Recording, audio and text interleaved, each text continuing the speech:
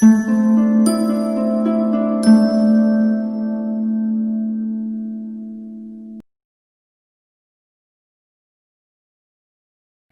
बातें दिल की में आप सबका एक बार फिर से स्वागत है। मैं हूँ ऋचा अनिरुद्ध। एक बहुत ही दिलचस्प सफर रहा ये 13 एपिसोड्स का और आज हम आखिरी एपिसोड पर आ गए हैं। बहुत सारे ज़रूरी मुद्दों पर हमने इस सफर के दौरान बातचीत की। हर सेशन बहुत इंटरेस्टिंग और इन्फॉर्मेटिव रहा और हमें बहुत ज़रूरी जानकारी ऐसी मिली जिससे हमें पता चल सके कि कैसे हम अपनी इमोशनल वेलनेस, अपनी मेंटल हेल्थ का ध्यान रख सकते हैं। और मेंटल हेल्थ एक ऐसी चीज़ है जो कई बार हम जाने अनजाने इग्नोर कर देते हैं, हमें समझ नहीं आता, हम परेशान हो रहे हैं लेकिन अपनी परेशानी को समझ नहीं पाते। तो संजीवनी सोसाइटी फॉर मेंटल हेल्थ और स्लीप वेल फाउंडेशन की तरफ से एक कोशिश रही कि इस 13 एपिसोड के सफर में हम सब ये समझ सके कि हमारी परेशानियों की जो जड़ है वो कहाँ पर है और कैसे हम उसको दूर कर सकते हैं, कैसे हम ठीक कर सकते हैं। और आज जो हमारा आखिरी एपिसोड है उसमें हम बात करेंगे सेल्फ केयर की, क्योंकि अक्सर हम पूरी दुनिया का ख्याल रखने में इतने व्यस्त हो जाते हैं, अपने रिश्ते नातों का, अपने काम का, कि हम खुद की देखभाल करना भूल जाते हैं। तो सेल्फ केयर कितनी जरूरी है हमारी जिंदगी में और कैसे की जाए, इस पर बात करने के लिए अब मेरे साथ जुड़ रही हैं संजीवनी से वॉलंटियर काउंसलर अरविंदर जी। अगर मैं आपसे पूछूं कि आप सेल्फ केयर को आज कैसे डिफाइन करना चाहेंगे और कितना जरूरी है खुद का भी ख्याल रखना? सेल्फ केयर के बहुत सारे मीनिंग्स और बहुत परिभाषाएं निकल आई हैं। सब अपने अपने तरीके से सोचते हैं। एक बड़े मोटे तौर पे देखा जाए तो सेल्फ केयर का मतलब है, जो जैसे आपने कहा, ध्यान रखना, पर ना केवल physical but mental and emotional, to take care of all three aspects. एक बड़ा खूबसूरत सा कोटेशन है कि self care is giving the world the best of you and not what is left of you.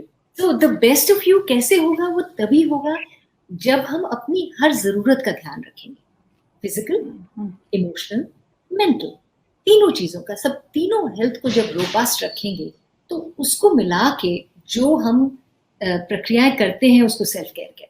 मोटे तौर पे जो हो जाती है, आ जाती है बात हमारी इमोशनल नीड्स की।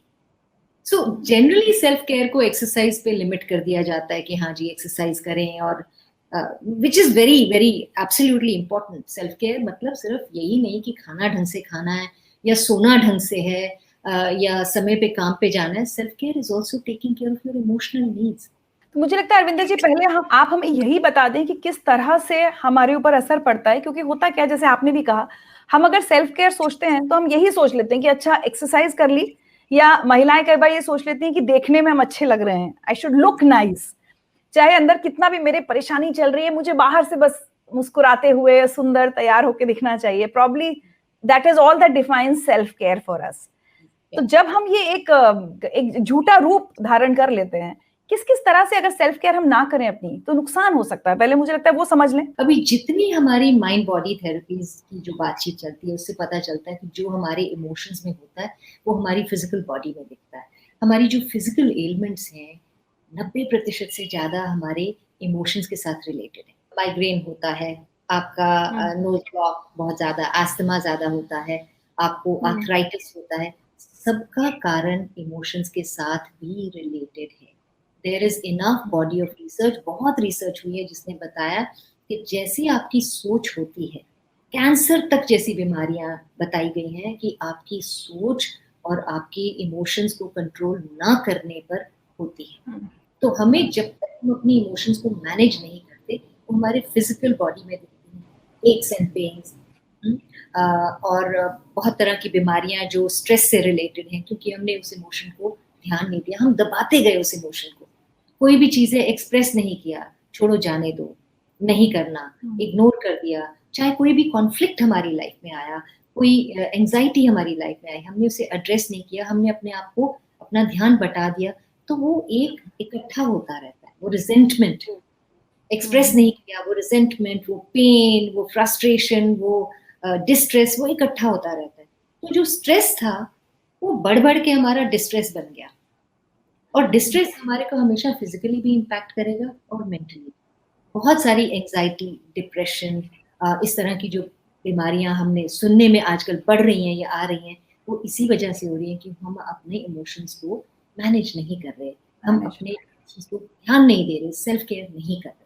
तो फिजिकल और मेंटल लेवल दोनों पे। मेंटल लेवल में आप देखिए, आप कंसंट्रेट नहीं कर पाएंगे, बिहेवियरली आपको इफेक्ट करेगा, आपका मन नहीं लग रहा, आप लो मूड में रह रहे हैं, आप चिड़चिड़े बहुत हो रहे हैं, क्योंकि यहाँ पे समझ ही नहीं आ रहा आपको कि आपको हो क्या रहा है। और क्योंकि हमने अपनी इमोशंस की अवेयरनेस ही नहीं सीखी, it's very important to be aware, हम महसूस क्या कर रहे हैं, उसकी जज नहीं करना, सिर्फ जान लेना, लेबल कर देना कि महसूस क्या कर रहे हैं। इसमें एक एस्पेक्ट और होता है रविंदर जी, मुझे ऐसा लगता है हमारी सोशल कंडीशनिंग ऐसी हो गई है कि हम सेल्फ केयर को सेल्फिशनेस समझने लगे हैं। हमें लगता है कि अगर मैं अपने ऊपर ज्यादा ध्यान दूं तो कहीं मैं दूसरों को इग्नोर तो नहीं कर रही हूँ। दूसरों, अगर अपने लिए वक्त निकालने की कोशिश कर रही हूँ 1 घंटा या 2 घंटा, तो क्या मतलब वो उसमें भी गिल्ट हो जाती है। तो और ये आदमियों के साथ भी है और औरतों के साथ भी है। आदमियों को भी लगता है भाई मेरे ऊपर घर की जिम्मेदारी, इसकी जिम्मेदारी, दोनों को ही। तो मुझे लगता है कि हमको सेल्फ केयर मींस सेल्फिशनेस समझ में आ गया है। सबसे पहले तो मान लें कि self care is not selfish. एक खाली घड़े से हम किसी को कुछ नहीं दे सकते, एक भरा घड़ा ही किसी को कुछ, किसी और की नीड्स को समझ सकता है और उसको पूरा कर सकता है। अब जैसा मैंने अभी कहा कि अगर हम इमोशनल नीड्स का अपनी का नहीं ध्यान रख रहे, फिजिकल, इमोशनल, मेंटल हमारे रिलेशनशिप्स इम्पैक्ट होंगे। हमारा जो रिश्ते हैं, जो बहुत करीबी रिश्ते हैं, क्या होता है, जो भी हमारी इमोशन बिल्ड हो रही है, हार के फिर उन्हीं के ऊपर आ गिरती है। गाड़ी चला रहे हैं बहुत तेज कि हमें मंजिल पे पहुंचना है और टाइम पे पहुंचना है, गाड़ी का फ्यूल मीटर ई दिखा रहा है कि पेट्रोल खत्म है भाई, 2-4 किलोमीटर में गाड़ी रुक जाएगी, पर हम कह रहे हैं नहीं, हम चलते चलेंगे क्योंकि हमें पहुंचना है। तो सेल्फ केयर अगर नहीं करेंगे तो जैसे गाड़ी रुक जाएगी और कहीं नहीं पहुंच पाएंगे, वैसे ही हमारी भी जो गाड़ी है रिलेशनशिप्स की, शरीर की, सक्सेस, खुशी, जो भी हम कंटेंट, काम, जो भी जिंदगी में चाहते हैं, जो भी हमारा गोल है, वो रुक जाएगा। और एक बात मैं कहना चाहती हूँ जो सेल्फिश के साथ रिलेटेड है, we are very harsh on ourselves. हम अपने आप को बहुत हार्शली जज करते हैं, अपनी इमोशंस को, अपनी कुछ जरा सी भी गलती हुई तो we are very harsh on ourselves, तुम तो कुछ कर ही नहीं सकते, बहुत नेगेटिव मैसेजेस अपने आप को देते हैं। तो उससे क्या होता है कि हमारा अपना सेंस ऑफ सेल्फ बहुत लो होता रहता है। हम अपने आप को इतना जज करते हैं बुरी तरह से। तो हमने कम्युनिकेशन में देखा कि 93% तो नॉन वर्बल है, तो हमने सारी दुनिया को तो वही कम्युनिकेट कर दिया कि I am not good enough. और फिर जब हमें कोई वैसे ट्रीट करता है तो हमें बुरा लगता है। बुरा लगता है। If you don't take care of yourself, if you don't value yourself, people don't value. And इसमें मैं ये कहना चाहूंगी कि we should not be very rash about it. ये नहीं है कि हमने बहुत अपने आप को बढ़ा चढ़ा के अपने आप को बताना है, बट अपनी ज़रूरियात, अपनी इमोशनल ज़रूरियात की हमने ध्यान रखना है और उसको बड़े कंपैशनेटली, बड़े मीनिंगफुली एक्सप्रेस करना है।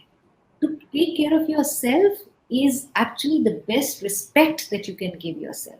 You know, so if you respect yourself, then you respect the human in the other person also. Then you will be able to understand that the other person also has needs. अगर मैं अपनी he needs को value नहीं करती तो मैं दूसरे की नीड्स को भी वैसे ही जज करूंगी, कहूंगी क्या जरूरत है। जैसे आप और मैं माएँ हैं तो मुझे मालूम है कि आप बिल्कुल रेजोनेट करेंगे कि जरा भी ज्यादा टाइम काम पे लगाया या कुछ अपने उस पे, सेल्फ केयर काम भी है, हमारी आइडेंटिटी से जुड़ा हुआ है। तो अगर उसमें भी हम करते हैं तो कैसे हम आउट ऑफ गिल्ट, मदर्स होती हैं या पेरेंट्स होते हैं, जो फादर्स भी बहुत ट्रैवल करते हैं, अक्सर बहुत सारे गिफ्ट लेके आते हैं बच्चों के लिए वगैरह वगैरह, गिल्ट फील करते हैं और अपनी जरूरतों के पीछे लगते हैं, एक मार्टर की स्क्रिप्ट जीने लग जाते हैं कि नहीं बच्चों के लिए सब क्या है, बच्चों के लिए सब। पर अगर हम अपनी नीड्स को नहीं रखेंगे तो हमारे बच्चे हमारी नीड्स को कैसे समझेंगे?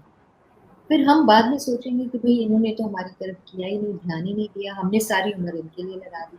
ओल्ड एज में हम पीछे देखते हैं अपनी लाइफ को कि लाइफ वेल लिव्ड या फुलफिल्ड थी या लाइफ फुल ऑफ रिजेंटमेंट थी। तो अगर हमने अपनी नीड्स को ध्यान नहीं रखा तो we look back with a lot of resentment and we become very cynical, जैसे लोग होते हैं ना। हम सेल्फ केयर ना करने के बहुत अच्छे अच्छे बहाने ढूंढ लेते हैं।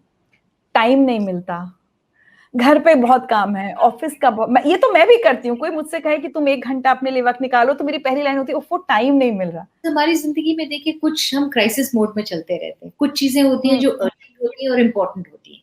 Crisis we can't help it, वो कभी भी आ सकता है, डेडलाइन काम पे आ सकती है, कोई हेल्थ का इशू, किसी का, बच्चे का, पति का, किसी का भी आ सकता है, या कुछ भी और अर्जेंट आ सकता है। एक दूसरी चीज होती है जो नॉट अर्जेंट बट इम्पोर्टेंट होती है, उसमें ये सेल्फ केयर आता है, क्योंकि अर्जेंट नहीं है। आज आपने सेल्फ केयर नहीं करी, कुछ नहीं होगा आपको, 15 दिन, 10 दिन, 1 महीना, 2 महीने, 6 महीने, suddenly you will see the result of it.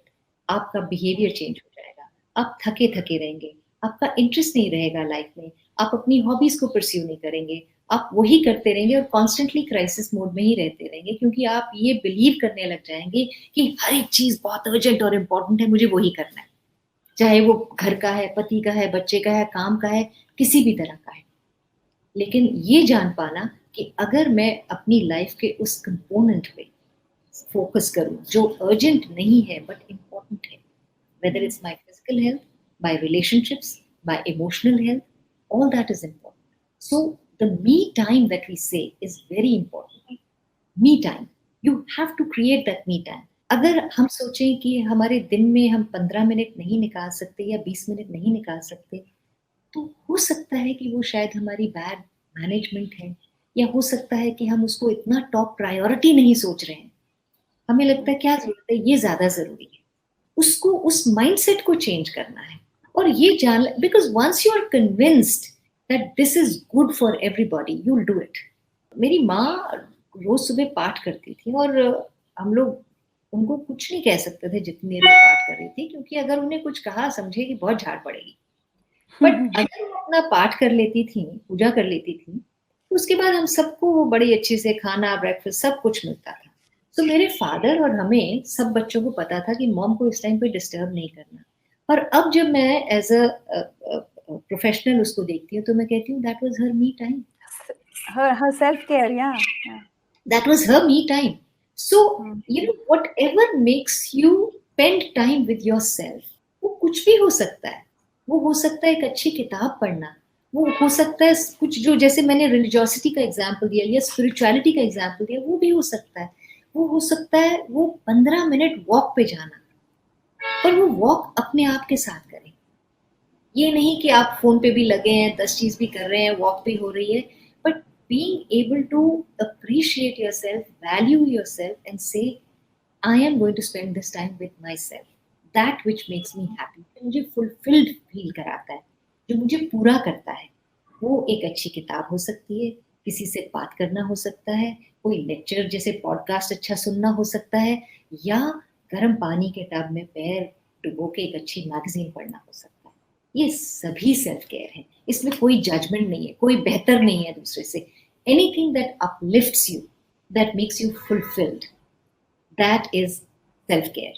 कुछ लोग हॉलिडे पे जाते हैं और हॉलिडे से वापस सोचते हैं सेल्फ केयर के लिए जा रहे हैं, पर हॉलिडे से वापस आके कहते हैं इतनी थकान हो गई कि एक और वेकेशन उसे मैं सेल्फ केयर की कैटेगरी में नहीं डालूंगी, but something that you can do on an everyday basis consistently, even if it is 20 minutes a day. You know, on the weekend you can probably spend longer time. हो सकता है आपके पास ज्यादा समय है, आप ज्यादा समय बिता सकते हैं, लेकिन वो रोज वो थोड़ा सा समय भी अपने लिए निकालना, ताकि आपके आसपास के लोग भी वैल्यू करें कि ये इनका समय है, ये इनका मी टाइम है। और वो मी टाइम हम सब के लिए बहुत जरूरी है, चाहे हम 15 साल के हैं या 80 साल के हैं। But anything that emotionally uplifts us, that fulfills us, that is taking care of the emotional need. तो ये जो सेल्फ केयर है, ये सिर्फ यही नहीं है कि हमने अपना ध्यान रखना है, ये हमारी शख्सियत, हमारी आइडेंटिटी के साथ बहुत क्लोजली जुड़ा हुआ है। क्योंकि कई दफा हम देखते हैं कि एज पेरेंट्स हम अपनी नीड्स को पीछे कर देते हैं, खासतौर पे मदर्स जब प्रेगनेंसी के दौरान या चाइल्ड बर्थ या बच्चा जब छोटा होता है, तो हम अपनी बहुत सारी नीड्स को हटा के या साइड करके पूरा फोकस उस पर डाल देते हैं।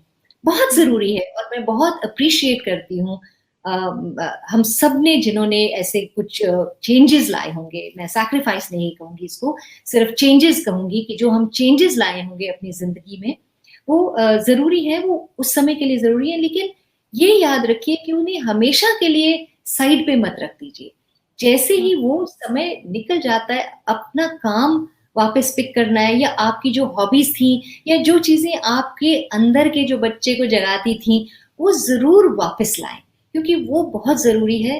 आप अगर फुलफिल्ड हैं, वो आपकी आइडेंटिटी के साथ जुड़ा है। अक्सर हम लोग बहुत कंप्लेन करते हैं या सोचते हैं कि मेरे में कॉन्फिडेंस नहीं है या मेरे में कन्विक्शन नहीं है। वो कॉन्फिडेंस और कन्विक्शन तभी आता है जब हम अपनी नीड्स का ध्यान रखते हैं, उनसे जुड़ी है हमारी आइडेंटिटी, चाहे वो प्रोफेशनल आइडेंटिटी है या पर्सनल आइडेंटिटी है। वो दोनों आइडेंटिटीज के लिए भी सेल्फ केयर बहुत जरूरी है।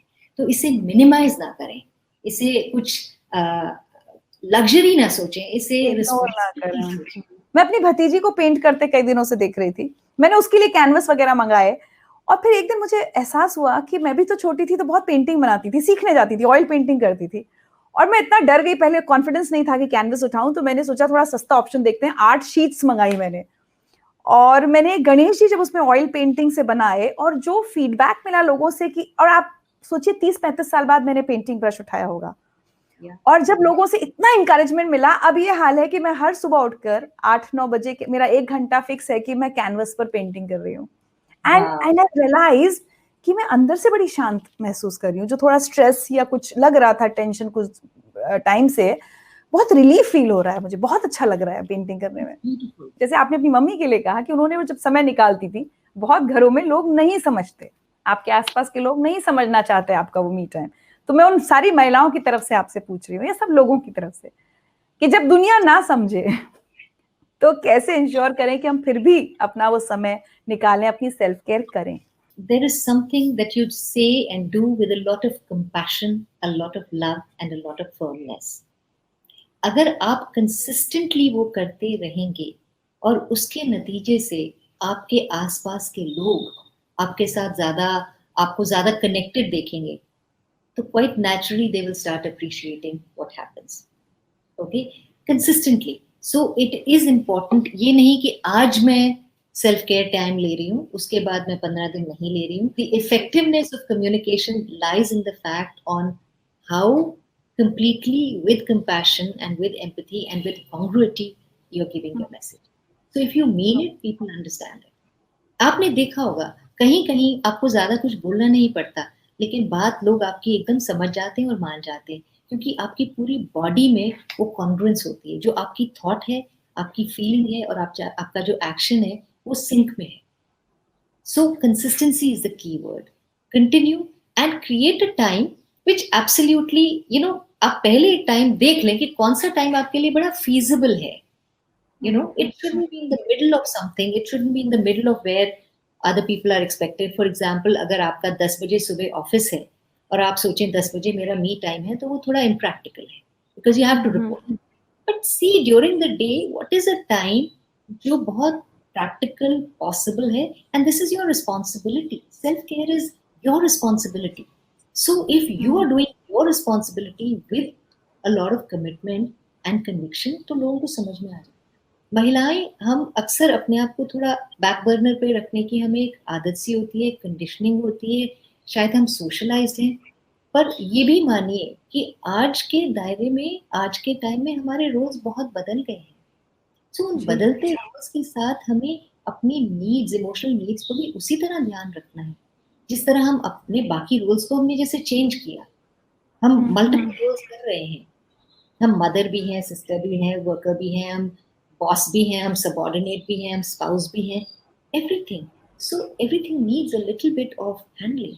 To be effective we have to fuel ourselves. So self care को मैं एक शब्द में कहूंगी, ये फ्यूल है हमारा.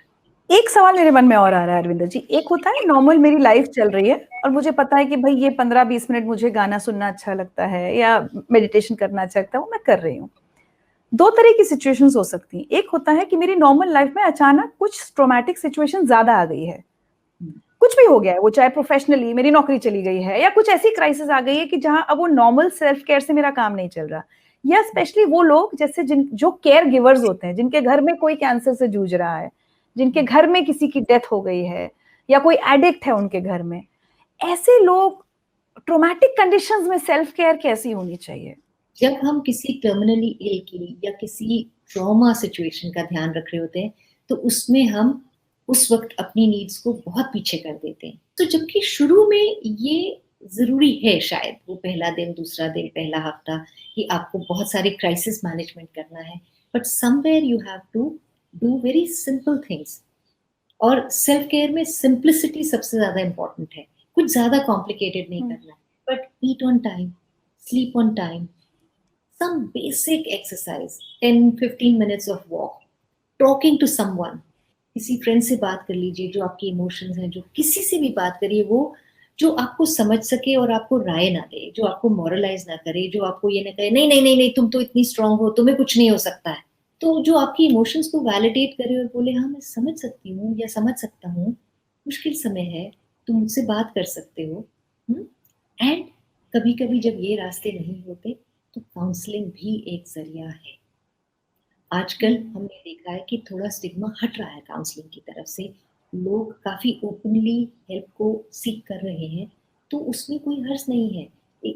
रीच आउट, अगर आप किसी फ्रेंड से नहीं बात करना चाहते या आप अपने अपनों को बात करके आप सोचते हैं कि शायद इनको ज्यादा तकलीफ होगी, मैं अपने पेरेंट्स को कैसे बताऊं, इस एज में कैसे संभालेंगे मेरे ट्रॉमा को, तो ये सबको ध्यान रखते हुए ये भी देखिए कि काउंसलिंग सर्विसेज आजकल बहुत सारी हेल्पलाइंस भी हैं, काउंसलिंग सर्विसेज संजीवनी जैसी संस्थाएं हैं जहां आप बात करके अपने मन के बोझ को हल्का कर सकते हो, और ना केवल बोझ को हल्का, आप अपने अंदरूनी ताकत जो आपके अंदर है, जो हमने फर्स्ट सेशन में सीखा कि हम सबके अंदर वो प्रॉब्लम से जूझने की शक्ति है, बस जब कुछ ट्रॉमा या इस तरह की सिचुएशन आती है तो वो थोड़ी देर के लिए सस्पेंड हो जाती है, थोड़ी एक्सेसिबल नहीं होती है, तो किसी से बात करके हम अपनी इनर स्ट्रेंथ को वापस ले आते हैं और अपनी ही इनर स्ट्रेंथ से हम आगे रास्ते ढूंढते हैं। That is also self care. So stick to a routine, eat on time, try and sleep on time, talk to someone, have basic exercise, try and read something जिससे आपका कुछ थोड़ा सा uplift हो। ट्रॉमा है, अपने आप को cut yourself some slack, अपनी इमोशंस को एक्सेप्ट करें भी, बहुत मुश्किल सिचुएशन है, किसी का भी इस हाल में इस तरह की इमोशंस आना काफी स्वाभाविक है। तो अपने आप को ज्यादा जज ना करके नहीं नहीं तुम्हें ऐसे नहीं महसूस करना है, तुम्हें दूसरों के लिए, वो भी जरूरी है, लेकिन अपने आप को ध्यान देना भी जरूरी है।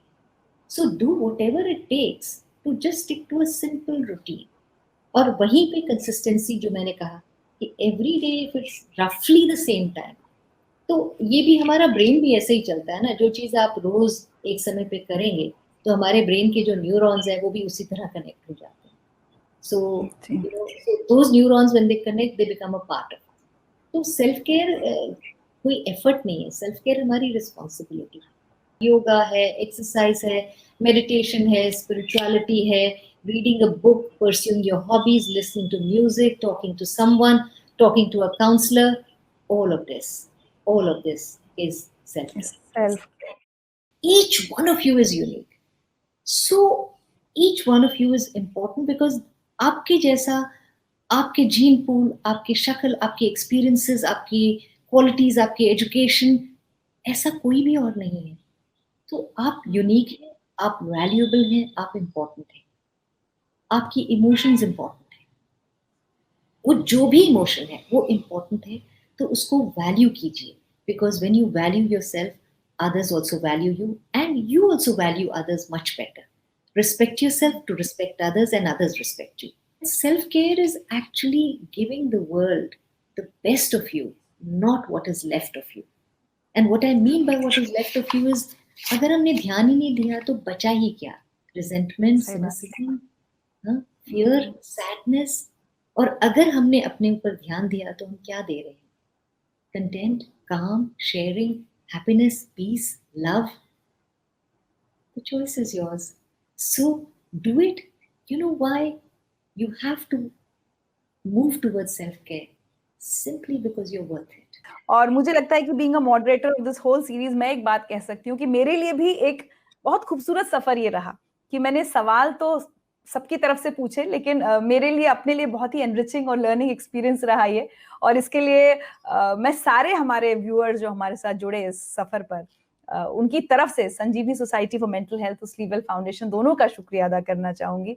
बहुत सारी लर्निंग्स आप इतने एक्सपीरियंस्ड काउंसलर्स से हमको मिली है, and I hope we all can move towards a better emotional and mental health, जिसकी बहुत जरूरत है आजकल के जितना तनाव और स्ट्रेस है हमारे आसपास, और खासकर ये कोरोना के दौर में, तो हम सबको मदद मिल पाए। But thank you so much और मैं आपसे कह रही हूँ, लेकिन ये शुक्रिया सारे काउंसलर्स के लिए है जो 13 एपिसोड्स के दौरान हमारे साथ जुड़े और इतने अच्छी जानकारी हमारे साथ साझा की। Thank you Arvinder ji. हम सब बहुत बहुत थैंकफुल हैं आपको, स्लीप वेल फाउंडेशन को, and Namita ji a very special shout out to you, because आपने ये जो क्रिएट किया आइडिया को और जो लाई, उसके लिए we can never thank you enough. एक ही उम्मीद करेंगे कि जो भी इस हमारी सीरीज को देखे वो अपनी जिंदगी को बेहतर बना सके, अपनी इमोशनल वेलनेस, अपनी मेंटल हेल्थ का ध्यान रख सके।